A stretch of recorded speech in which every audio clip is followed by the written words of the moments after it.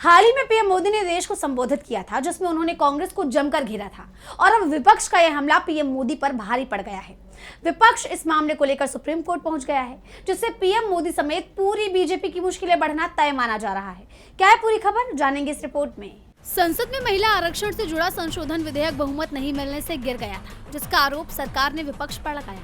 इसी कड़ी में पीएम मोदी ने राष्ट्र को संबोधित भी किया था और इस दौरान उन्होंने विपक्ष, खास तौर पर कांग्रेस पर जमकर हमला किया। वहीं अब ऐसा करके पीएम मोदी बुरी तरह घिर गए हैं, क्योंकि विपक्ष ने इसे आचार संहिता का उल्लंघन करार देते हुए मोर्चा खोल दिया है। साथ ही सुप्रीम कोर्ट का भी रुख किया है।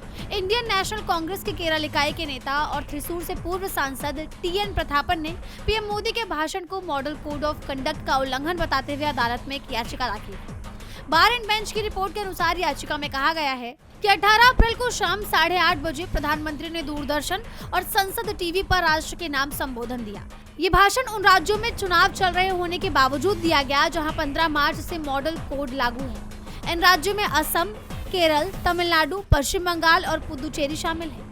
याचिका में आरोप लगाया गया कि पीएम मोदी के भाषण से दो बड़े उल्लंघन हुए हैं। पहला, मॉडल कोड ऑफ कंडक्ट की धारा 7(4) चुनाव के दौरान सरकारी संसाधनों और सरकारी मीडिया का इस्तेमाल पक्षपाती प्रचार के लिए नहीं किया जा सकता, और दूसरा, जन प्रतिनिधित्व अधिनियम 1951 की धारा 123(7) सरकार की मशीनरी का इस्तेमाल चुनावी फायदे के लिए करना भ्रष्ट आचरण माना जाता है।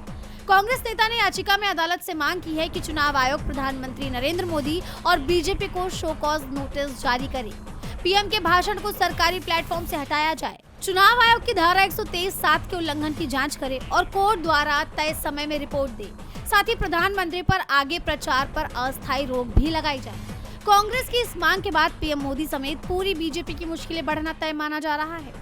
पीएम मोदी के भाषण को लेकर जिस तरह विपक्ष ने मोर्चा खोला हुआ है, उससे ये साफ है कि वो इस मामले में इतनी आसानी से सरकार का पीछा नहीं छोड़ने वाला। वहीं ये मामला अब कहां जाकर थमता है, ये देखना होगा। डीबी लाइव की रिपोर्ट।